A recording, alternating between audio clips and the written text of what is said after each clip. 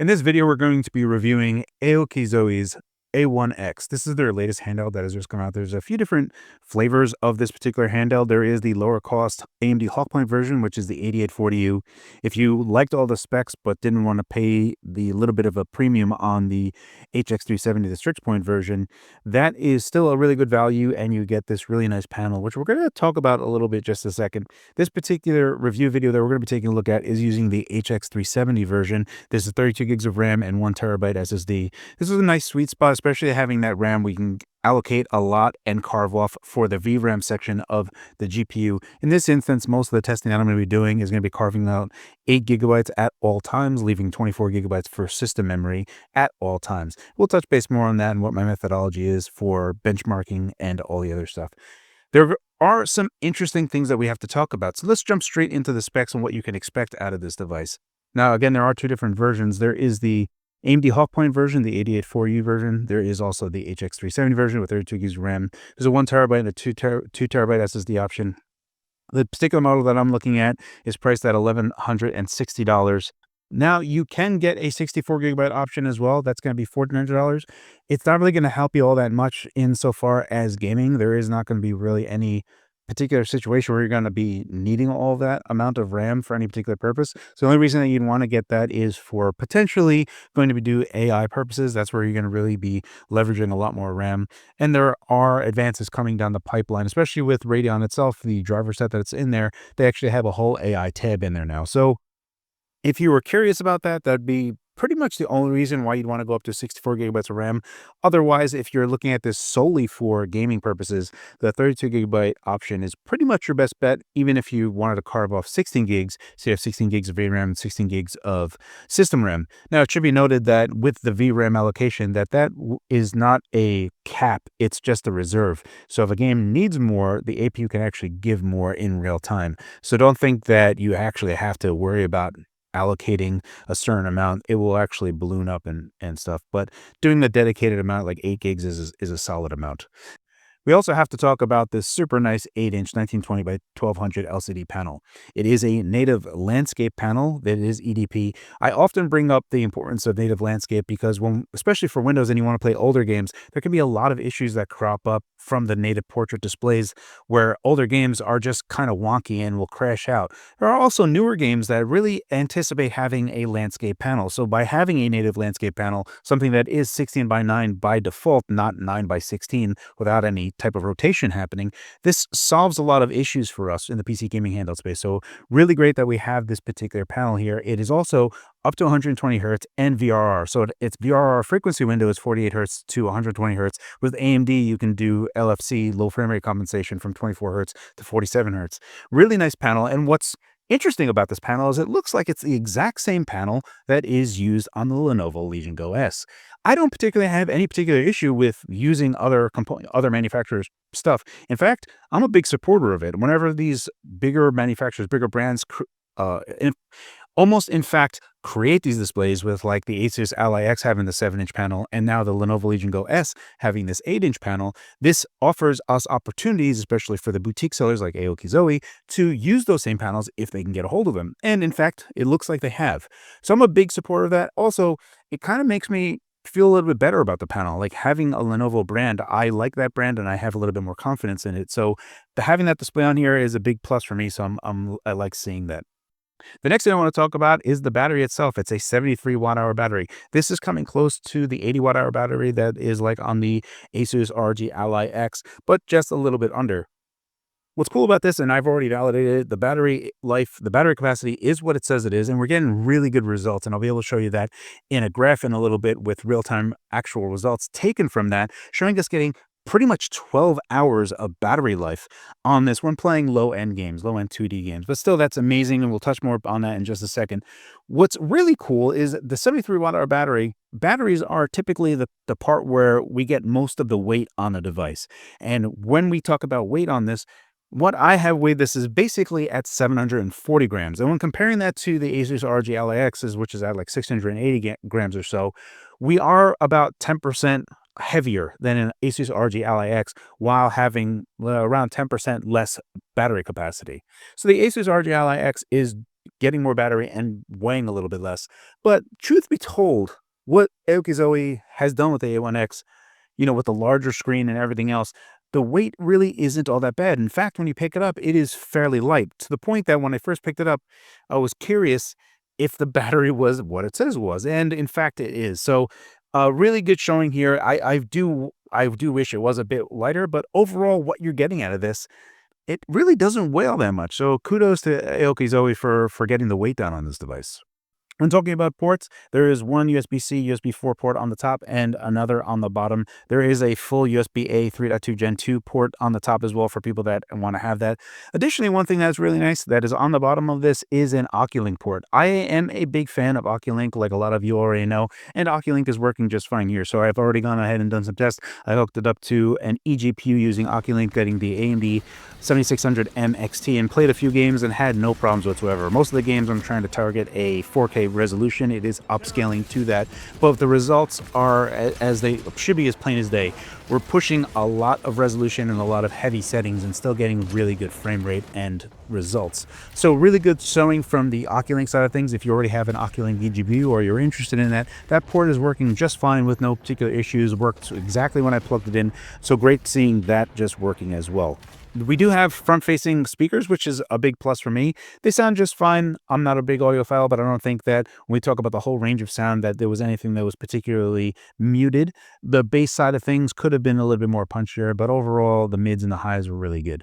And wrapping up, the connectivity side for wireless and Bluetooth, we have Wi-Fi 6 and Bluetooth 5.2. This is from the Intel AX210 wireless chipset. It still remains one of my favorite chipsets that's been used for over a year now. It continues to be just fine, though I lean harder on the Wi-Fi side more than the Bluetooth side, so take that as you will. Getting right into the testing of everything after talking about the specs, let's jump straight into the battery life test. So one of the great things that we're getting from this 73 watt hour battery is that we can really kind of juice how much battery life we're getting out of this. If we take a look at this graph, one reason why we're getting such good battery life without really having to do anything is really all because of AMD. And this is something that I have brought up in a review video separately, where I said AMD has fixed Strix Point. This is on their heterogeneous cores for the scheduling issues that were on Windows 11. And it looks like even with the 25.3.1 drivers and now the latest 25.5.1 drivers, all of this is still running just great. So when we load up Celeste here, you can see that the system automatically dials down power to about 3 watts, and it goes to around 5 watt in total system power, 5.5 watt in total system power. All of this is automatic, nothing from the user. Normally things that we've always had to do and stuff that I have done and shown you guys in the past, this is now done automatically. So there's nothing you really need to do, and it'll automatically dial down how much power it's used. And the AOKZOE A1X also dials down its fan to pretty much being off or silent, which is great to see. So the end result is that we're only using around 5.5 watts total, which means that when we have a giganto 73 watt hour battery that is on the AOKZOE A1X, we're getting around 12 hours of battery life. That is genuinely fantastic. Now, if we were to look on the other side, really what this system wants to run at in a handheld state is 20 to 15 watt. This is outside of the AOKZOE software stack. But when we're looking at that, typically it'll boost up to about 20 watt and then dial back down to 15 watt after some time. So in 15 watt, this is what I would consider the default power for when you're pushing the system at load. And that's what you're seeing on this graph. This next bit. So you're looking at basically 2.5 hours, almost 3 hours of battery life in a default power situation at load. And you're still going to get very good results, which we're going to be able to show in gameplay segments in this particular video, like I've already been showing. But also we're going to have a benchmark segment later on in this video comparing to other HX370 platforms, especially when we're comparing the previous driver set, the 25.3.1 driver set compared to 25.5.1. And there are some pretty surprising results. Mostly the AOKZOE A1X is doing really well and really hitting on that GPU side in stride. So great results all over. I just want to talk about the battery. We're getting great results there. Next, let's talk about thermal testing. I wanted to see how far we can actually push this device. What's interesting is that when I set this device to 45 watt, it pretty much will like aggressively go and push itself back to 45 watt. If we take a look at this graph here, now this is over 170 minutes that I've been pushing this device. So it has a long time that this stress test was actually running for a great deal of time. And if we take a look at this graph as it's going, one thing that should stand out is that when we are pushing 45 watt, eventually the system heats up more and more until we're getting closer to 100 degrees Celsius. When it gets to that point, it actually dials down power just briefly for thermals to get under control. And then once thermals get under control again, the system goes right back to trying to push back up to 45 watt. So whatever you set it to, it pretty much will aggressively try to go back to that. But typically, 45 watt is already past the max what this can actually do. You're going to have some variance in there where it'll constantly never be able to consistently hit 45 watt. 45 watt is too much for the system, where you'll be able to do it periodically, but it'll dial itself down. I would say that ideally what you're going to really want to push this for at max is around 40 watt on TDP, which is still very good for a handheld. And also the fans aren't really blaringly loud. So the fans are pretty relaxed overall when considering we're pushing such heavy TDP. So 40 watt and 45 watt are pretty much the max end of what you're going to be wanting to push on this device, but it'll do that with no problems. And I had no particular stability problems when doing this at length. So the system was stable and kept auto-correcting itself, dialing itself down, pushing it back up. Really good results from me. As far as I'm concerned, whenever I set something, I want it to be that. And I don't want the system doing something else, saying, you know what, you're dumb, you don't know what you're doing. I'm going to set this down and just kind of ride out over time. So I actually like this particular setup on how AOKZOE has done this. So thumbs up for me on this as well. The next part of this, let's go ahead and jump into the benchmark section of this video review so we can get a better idea of what you should anticipate getting from this device at different TDPs like 10 watt, 15 watt, and 20 watt. So let's get into that. In this part of the video, we're going to be taking a look at benchmarks comparing the AOKZOE A1X, which is using AMD's latest fixed point platform, the HX370. We're going to be comparing that to another handheld platform that is also using the same HX370 fixed point platform. Before we get into the benchmarks proper, I just wanted to give a little methodology so you have an understanding of how I'm trying to compare these platforms. So up first, let's talk about Windows 11. Both of these platforms have the latest versions of Windows 11, so they're fully up to date. Core isolation has been disabled for both platforms. On both platforms, we have the UMA buffer size set to 8 gigabytes, so we're reserving 8 gigabytes at all times on both of these platforms so that we typically have the same amount of VRAM as the video game when you launch it sees. So both of those are going to be the same. Additionally, all of the RAM is set to 7500 megatransfers. I'm not changing them to 8000 megatransfers, which FixedPoint can run at, even though we don't really get much of a benefit there. In these benchmarks, we're going to be taking a look at different TDP slices at 10, 15, 20 watt, because typically after 20 watt, we're going to see massive diminishing returns. And because it's going to be a handheld, these are the types of frame rates that you're going to be running in a handheld state.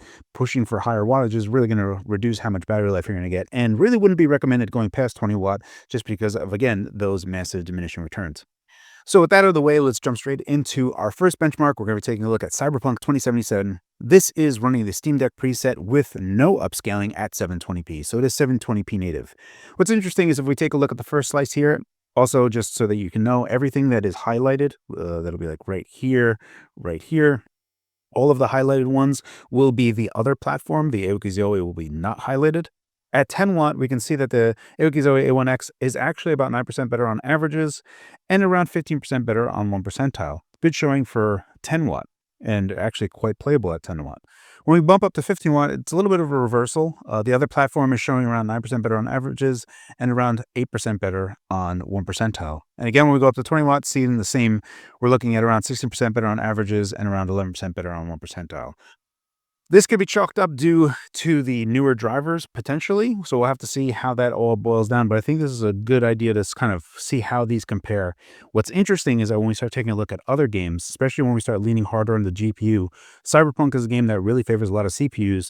And especially with the new heterogeneous core update with the Windows 11 scheduler stuff fixes that AMD has done, it's an interesting title to look at. But once we take a look at games that are just going to be leaning hard on the GPU, the 2551 drivers seem to be pretty good. So let's go ahead and take a look at our next game. And the next game we're going to be taking a look at is Deus Ex Mankind Divided. This is running the DirectX 11 backend, and we are using the Ultra preset just to try to lean harder on the GPU side of things. We are still using 720p, but given the Ultra preset, we are placing a pretty high demand on the GPU still. When we take a look at our 10 watt segment, we can see that the AOKZOE A1X does have a pretty sizable lead here. Both of these are in fact referencing 10 watt average on the package power, and we take a look at our averages on frame rate, we can see they're around 33% better on averages and around 40% better on 1 percentile. That's a giant bump in our 10 watt segment. This starts to close down once we get down to 15 watt. At 15 watt, we're around 10% better on averages and around 10% better on our 1 percentile. Going up to 20 watt, the lead further closes in, but still, AOKZOE is still ahead. We're looking at around 3% better on averages and around 8% better on 1 percentile. Still a really good showing from the AOKZOE A1X. The next game we'll be taking a look at is Horizon Zero Dawn. This will be using the favorite performance preset, still running at 720p. And once again, we see that the AOKZOE A1X is really pulling ahead with these latest drivers. When we look at 10 watt, we can see that we have a pretty sizable lead. We're looking at around a 35% increase in averages and around a 35% increase in 1 percentile as well. Going up to 15 watt, we can see that we have around a 20% better on averages and around 17% better on 1 percentile. Going up to 20 watt, we still have a good sizable lead. We're looking at around 50% better on averages and around 10% better on 1 percentile. So a really good showing from the 2551 drivers, and all of these are exceedingly playable inside of all of these handheld power scopes. So really excited to see that, especially in the 10 watt TDP scope segment. That's going to give you really good battery life on the AOKZOE A1X. So these are really good results for this latest driver that AMD has put out. Let's take a look at our last game, which is going to be really demanding on the GPU. And the last game that we'll be touching base on, this game is Returnal. This game is very demanding on GPUs, and which is why I love showing it off. We are running 720p, FSR2 balanced low settings. And this game, we're really showing off great results here on the latest 2551 drivers. So this is really exciting for me because even when I started up the game at 10 watt, starting to do the benchmarks, it starts you off right into the game, and just moving around, it was clear how good the game was running even at 10 watt. And I had to recheck everything, and sure enough, it's running at 10 watts. So it's very impressive results. So once we go into our 10 watt results, we can see that we're getting 34 FPS on average, 20 FPS on our 1 percentile. That's around 20% better compared to the old drivers on averages, and 20% better on our 1 percentile compared to the old drivers. So a massive uptick in performance here. It's great to see. When we go to 15 watt, we can see that kind of closes the gap. We're only 3% better on averages and 3% better on 1 percentile. Still a lot better. But given everything here, you can see that in our 1 percentile right there, you're getting 28 FPS. 15 watt is a fantastic TDP for playing Returnal. It's going to give you pretty good results overall, even when things are getting hectic, which this benchmark is going to show, and give you a far more consistent experience, never really going far below 30 FPS. Going up to 20 watt, we can see that we're spending a bunch more power, and if we take a look at our 1 percentile, not really pulling in those gains. But we still get better on the latest driver set. So we're looking around 5% better on averages and around 5% better on 1 percentile. So all told, the AOKZOE A1X running on the 2551 drivers with the latest AGISA that is available on the AOKZOE A1X, which is going to be the F mark demarcation on the AGISA strict point stuff. That's going to wrap up our look at the AOKZOE A1X in this benchmark comparison. The 2551 drivers that have just come out are really cooking, and we're seeing really good results for this platform. All of these are very good results in handheld sites, both 10, 15, and 20 watt, especially with the large battery and that 8-inch screen that's on the AOKZOE. You're going to really have a good time with this. So I'm really impressed with what AMD has been able to do as they've been pushing since the 2531 driver. So these guys are really cooking. That's going to finish it up for this benchmark comparison. Obviously, we have other results as well, but let's go ahead and get into the last part of this review. So with the benchmarks out of the way, the only other parts that I want to talk about is the D-pad and the analog stick. So we're going to jump into a quick review for that. On the D-pad side, it's actually good. Like, if I were to give it a ranking, I would say it's a B+ or a solid A ranking. Give me a moment, and I'm going to kind of mute out the audio, so it's going to be the only thing you're going to hear is the D-pad itself. It is a membrane base, but it has a nice snap to it when you press it in. Give it a listen.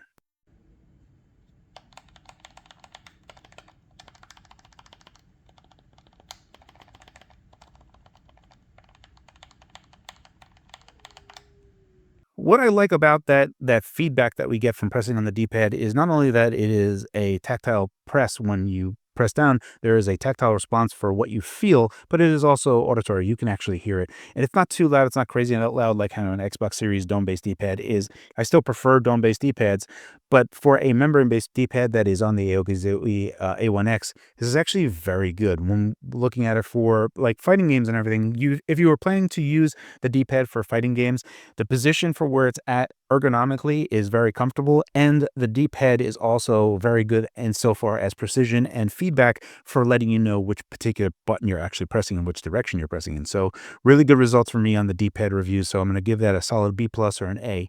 Moving over to the analog sticks, there is only one thing that I could possibly say. It's not a negative, but it's just a nitpick for me, is that I prefer analog sticks that have toppers that are closer to like an Xbox Series analog stick, where it is concave rather than convex. These use convex toppers, which is not what I find to be ideal in any sense, but that's a small nitpick. Overall, when thinking about the analog sticks, they are engineered to offer perfect circularity for whatever that's worth. I know a lot of people really like that. I would prefer to be a little bit further outside of that edge. But given what it is and what they were trying to do, obviously it is engineered exactly how they want it, and it works just fine. More to the point is the throw and the tension when pushing on the analog stick in any given direction. It isn't too loose and it isn't too stiff, so it's actually a really good analog stick. And we have so much sensitivity across the board with no real cardinal snapping or anything that is interfering with the analog stick input, that what we're ultimately left with is really good analog sticks. So from a D-pad and analog stick point of view, your inputs, they're excellent. The only thing that I could possibly say that is a negative, more for me, and it's just super ergonomic, right? Like the design of the A1X is super ergonomic and supposed to hug your hands like crazy. But how the analog sticks and the triggers are, they're basically resting where my fingers are, and they're scooped and kind of placed exactly where my fingers should be, but it doesn't feel good when holding it and pressing, especially the bumpers. The bumpers, I feel like could have been tighter and in a place that is I'm very precise with, instead of just landing on the pad of my finger at all times. I don't know. It's a small nitpick. I think that this is more a me problem than a general problem. I'm just mentioning it that the analog triggers and the bumpers could have been designed a little better while still keeping all of those ergonomics in place. But that's a small nitpick out of everything. Wrapping this up, there isn't a whole bunch of negative things that I could say for the AOKZOE A1X. When we're taking a look at the price point, the HX370, 32 gigabytes, 1 terabyte, price-wise, it's comparable to whatever other devices are out there, and it's actually really good. The AMD Strix Point is just an expensive platform, so this is the prices that they are. If you were taking a look at the 8840U, it's going to save you a few $100s, and performance isn't going to be that much better on the HX370. So if you wanted to go for the 8840U, I'd say that's just fine. When taking a look at the A1X, what they've done, considering the 73 watt-hour battery, an 8-inch screen, and the weight for it, they really did a good job trying to get all that engineered down to competitive with even bigger brands, right? Like they're not as good as the Asus ROG Ally X. They're 10% heavier and 10% less battery capacity, but they have an 8-inch screen, fully ergonomic type of controls. Controls are great. The membrane-based D-pad, fantastic. Analog sticks, fantastic. D-pad, fantastic. Software included is really good. OCULINK works. There's nothing really that I could say that's negative, and the price points that they have, I think, are competitive for what's going out there. So if you were looking at the A1X and you like the 8-inch screen, you like the ergonomics of it, in some ways, I think it's better than some of the bigger brands that are also using this 8-inch screen. So I think AOKZOE on the A1X, they really knocked it out of the park with that. That's this particular review. I'm very positive on it. Thank you very much to YouTube channel members as well as my Patreon members. Your support really means the world to me, guys. I hope this video is informative. As always, guys, thank you for your time, and thanks for watching.